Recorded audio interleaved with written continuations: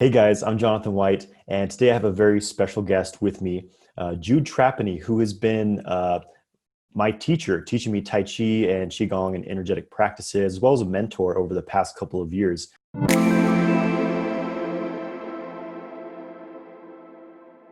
I think this brings us to a point of talking about internal practices versus external. You know, you often have in the martial arts, they talk about internal martial arts and external martial arts. And even, trying to find a Tai Chi teacher who actually understands the internal is not necessarily easy. When I was first trying to learn Tai Chi and I went to a studio here in Boise, a Shaolin studio, and it was very physicalized Tai Chi. Like, oh, just imagine you're punching this guy in the face, and I wasn't really getting the chi experience. I was like, something's missing here. So do you want to talk a little bit about your experience with how to really unlock that internal energy flow in Tai Chi and just in general? Thank you.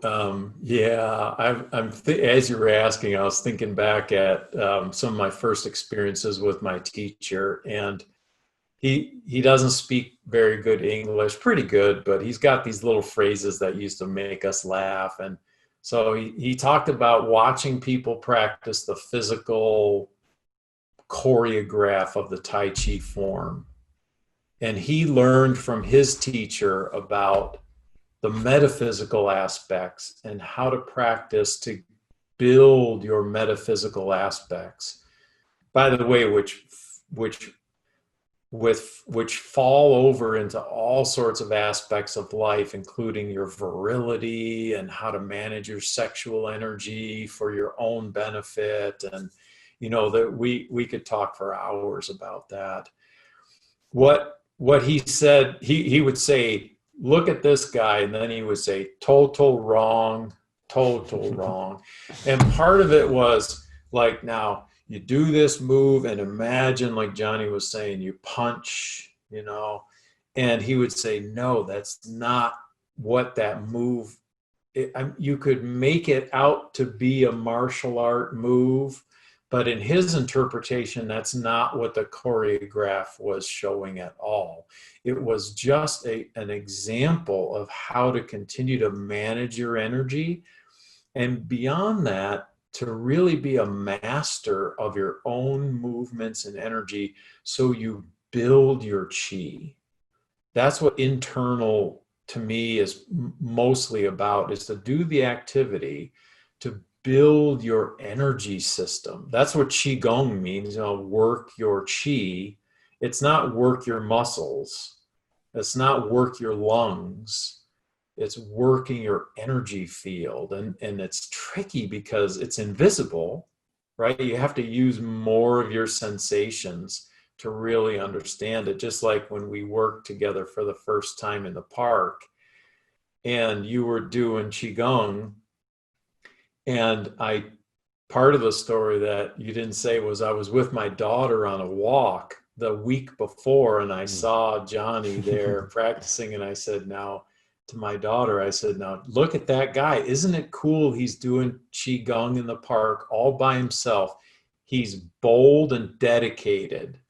I have an eye on this guy. And I said, now see how he's holding his body? He's restricting the energy flow and he doesn't even know it. Total wrong. Yeah. Just like I didn't know until my teacher showed me. And so then the next week I saw Johnny out there again, and I said, I can't help it. I have this big pull to go and talk to you. So that's when I went and talked to you. And then I showed you, ways to open up your energy channels. And fortunately, you were advanced enough that the light bulb went on and you were like, oh, I feel that, right? And so the internal, what my teacher taught me after total wrong was what's correct. And it's not like right or wrong. It's just that if you want to pursue the internal arts, which means managing, in part means managing your energy field well, which equates to managing your sexual energy, managing your vitality, how do you maintain a strong vitality way late in life into your 80s, 90s, and beyond.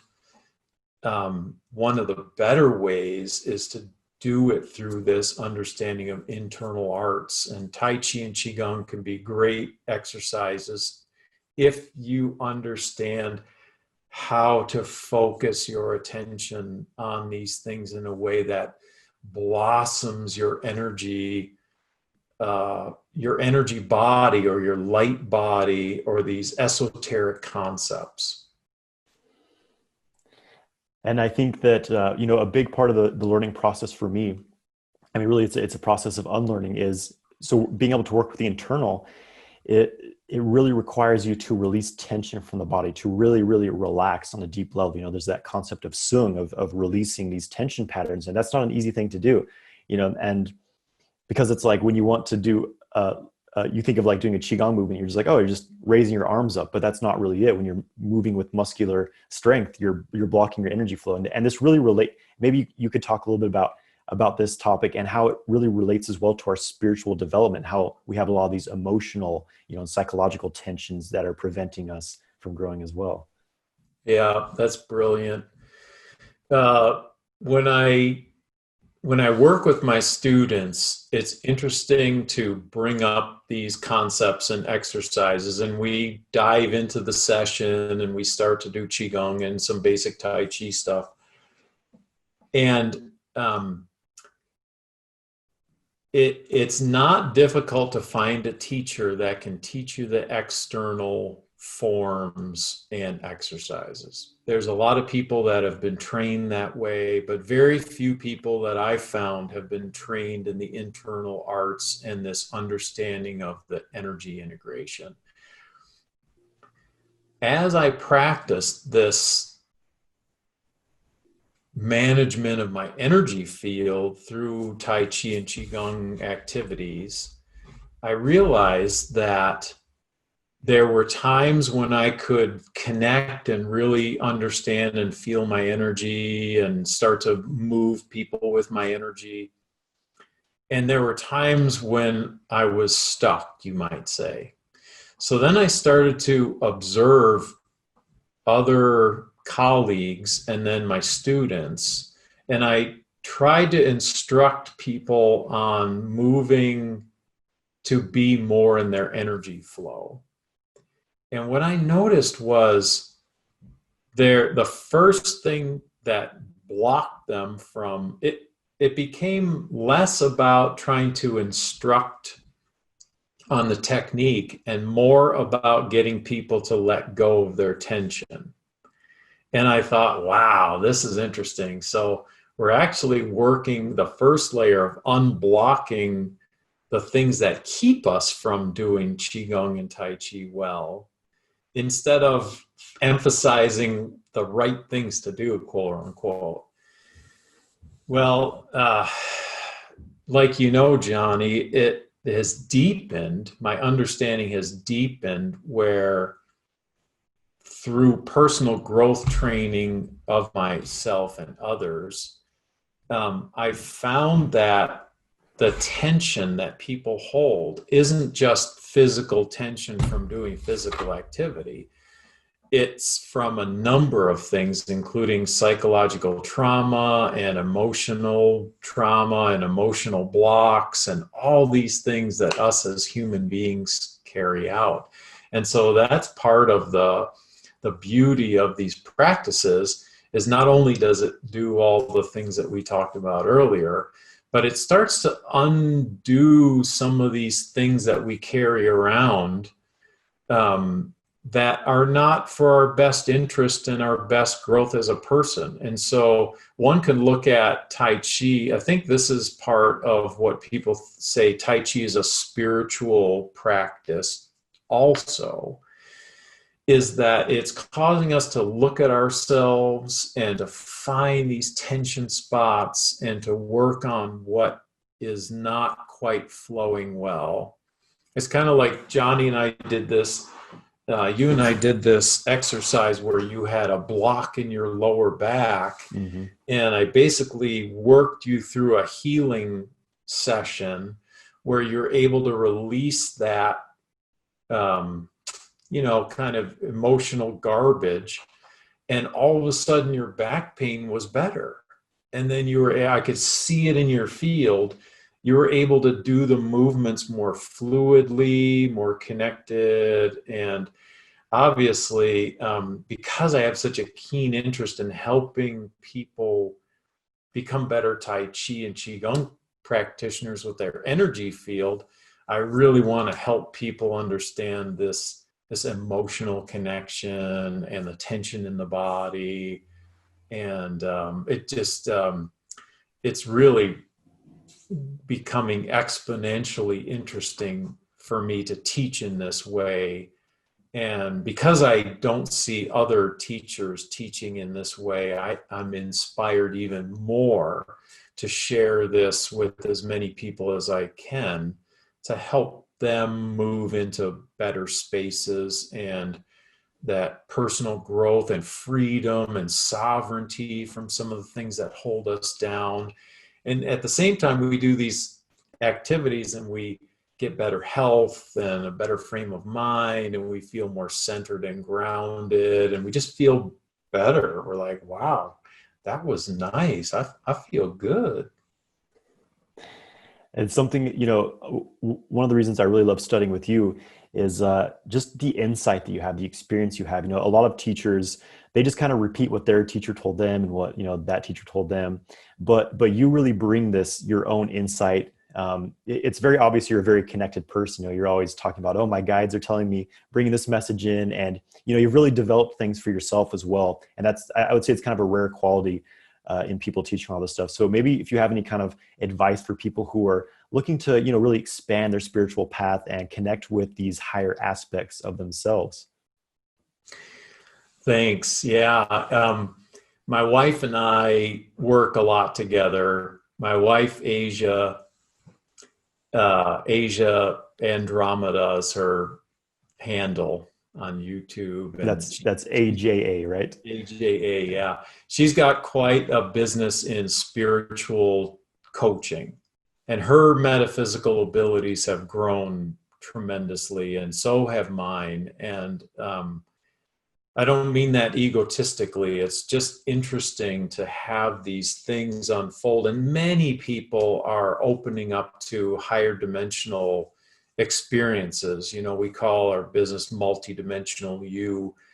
And what I found is that I'm bringing this multidimensional understanding into my Tai Chi and Qigong instruction. And just like you've experienced this insight that I bring in, I love it, because at first it was like, hey, I can just teach you the form and isn't it cool? But now I really get excited about helping people understand how to do these exercises, but bring in all these other aspects that help with personal growth. Now, I'll give you a quick example. I was working with a gal doing a retreat about a year ago, and we did a 15-minute Qigong session. And at the end, I asked if anybody had any questions, and they were saying like, wow, I've never done Tai Chi and Qigong like this. This is real. You explained the movement so I could feel the energy flow. And that was unique. And I thought, that's really cool. And this one gal, she said, I have a question. She said, my thighs are really tight. Do you have any insight into that? And I got this download, which I do, people talk about their guides or, channeling or some other thing that's really kind of esoteric. And, people tend to throw it out as garbage, and that's fine. Everybody's got their view of that. But there's these knowings that I have, and I said, what I'm getting is that I see this person, I see her running in place and not moving forward into her next phase of life. And she's wearing herself out without moving. forward. And she just busted out laughing, and she said, that's exactly what I'm doing. I know I need to take these next steps in life, and I'm so excited to do it, but I'm scared and I'm not doing it. And I said, well, rather than stretching and putting all sorts of ointments on your thighs physically, have the courage to take the steps into those scary places in life. For her, I couldn't remember if it was quitting her job and starting a business or something like that. Rather than just focusing on your physical body, integrate this emotional and personal growth aspect, and your pain in your thighs will go away. And that's what I find is fun about my style of teaching. And I want to share it as much as I can, because I see, lots of people benefiting from this, you might say, spin off of Tai Chi and Qigong, but to me, it's all integrated into the same stuff. And it's a very powerful approach to it. It's like seeing that, helping you to see your body in a different way. And that often, when there's pains, when there's discomforts, it's a communication, there's a message there, there's something you hold on to.